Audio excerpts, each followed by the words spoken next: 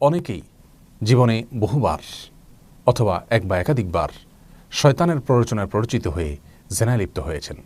অনেক ভাই বোন বিভিন্ন সময় আমাদের কাছে প্রশ্ন করেন যে আমরা কিভাবে আল্লাহ সুবহানাহু ওয়া তাআলার কাছে তওবা করব, আমাদের তওবার জন্য বিশেষ কোনো শর্ত আছে কিনা, যার সঙ্গে জেনা করা হয়েছে তার কাছ থেকে এজন্য ক্ষমা চাইতে হবে কিনা, তার কাছ থেকে মাফ চাইতে হবে কিনা, নাকি শুধুমাত্র আল্লাহ সুবহানাহু ওয়া তাআলার কাছে ইস্তেগফার করলে মাফ চাইলেই জেনার অপরাধ থেকে আমরা মুক্তি পেতে পারি। প্রিয় দর্শক, সন্দেহ নাই জেনার মতো অপরাধ এর সাজা অত্যন্ত ভয়াবহ। আল্লাহর দৃষ্টিতে এটি এত জঘন্য অপরাধ যে জেনার শাস্তি কখনো কখনো মৃত্যুদণ্ড পর্যন্ত আল্লাহ সুবহানাহু ওয়া তাআলা ধার্য করে দিয়েছেন। রজমের মতো কঠিন শাস্তি আল্লাহ সুবহানাহু ওয়া তাআলা আরোপ করেছেন জেনার জন্য কোনো ক্ষেত্রে, অর্থাৎ কোনো ক্ষেত্রে জেনা এটা মানুষ হত্যা করার মতো অপরাধ।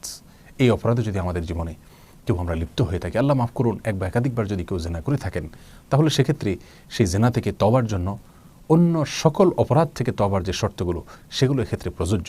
অর্থাৎ এজন্য প্রচণ্ডভাবে লজ্জিত হয়ে অনুতপ্ত হয়ে আল্লাহর কাছে সবসময় লজ্জাশীলতাকে প্রকাশ করে আল্লাহ সুবহানাহু ওয়া তাআলার কাছে মাফ চাইতে হবে, ক্ষমা চাইতে হবে এবং তওবা করতে হবে তওবায়ে নাসুহা, অর্থাৎ খাঁটি তওবা করতে হবে যেন সেই অপরাধে আর জীবনে কখনো ফিরে না যাওয়া হয়।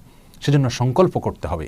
কঠিনভাবে যদি সংকল্প করা হয় এবং পেছনের গুনাহ থেকে সরে আসা হয়, গুনাহের উপকরণ থেকে এবং আসবাব থেকে, মাধ্যমগুলো থেকে যদি তিনি সরে আসেন এবং আল্লাহর কাছে লজ্জিত হয়ে আগের কৃত অপরাধের জন্য ক্ষমা চেয়ে মাপ চেয়ে নতুন করে আর কখনো না করার জন্য সংকল্প করেন, দৃঢ়ভাবে প্রতিজ্ঞাবদ্ধ হন, তাহলে ইনশাআল্লাহ জেনার অপরাধ আল্লাহ সুবহানাহু ওয়া তাআলা ক্ষমা করবেন।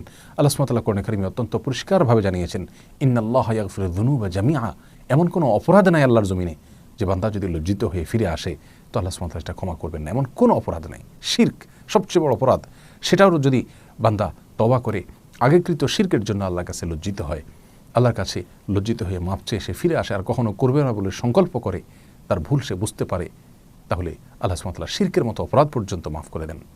অতএব শিরকের মতোই জেনা সহ অন্য সমস্ত অপরাধ থেকে বান্দা যখন কায়মনোবাক্যে আল্লাহর কাছে ইস্তেগফার করে আগের কৃত অপরাধের জন্য আল্লাহর কাছে লজ্জিত হয়ে ভুল স্বীকার করে ক্ষমা চেয়ে নতুন করে জীবন গড়বার জন্য সংকল্প করে আর কখনো করবে না বলে দৃঢ় প্রতিজ্ঞা করে আল্লাহ সুবহানাহু ওয়া তাআলা বান্দার সেই তওবা কবুল করেন।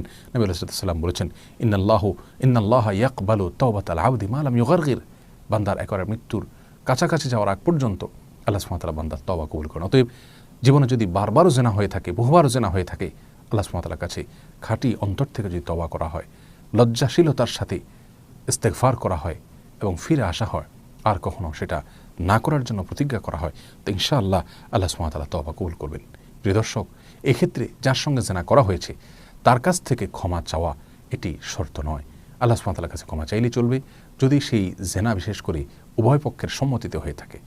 অনেক উলামা ইকরাম বলেছেন, যদি কাউকে বলপূর্বকভাবে কারোর সঙ্গে জেনা করা হয়, ধর্ষণ করা হয়ে থাকে, সেক্ষেত্রে তার কাছ থেকে ক্ষমা চাইতে হবে, মাফ চাইতে হবে এবং সেক্ষেত্রে তার কাছ থেকে মাফ আদায় না করে নিতে পারলে, তার হক আদায় না করলে, সেক্ষেত্রে এই জেনার তওবা শুধুমাত্র আল্লাহর কাছে মাফ চাইলে তওবা কবুল হবে না।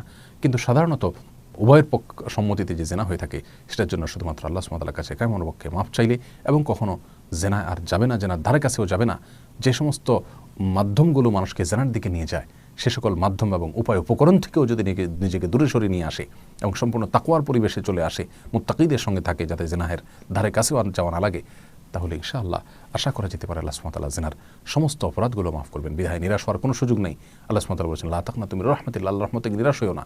আল্লাহ তাআলা অবশ্যই সকল গুনাহ মাফ করবেন। বিধায় জেনা যতবারই হোক না কেন জীবনে যদি খাঁটি অন্তরে তওবা করা হয় এবং ফিরে আসা হয়, আল্লাহ তাআলা মাফ করবেন ইনশাআল্লাহ।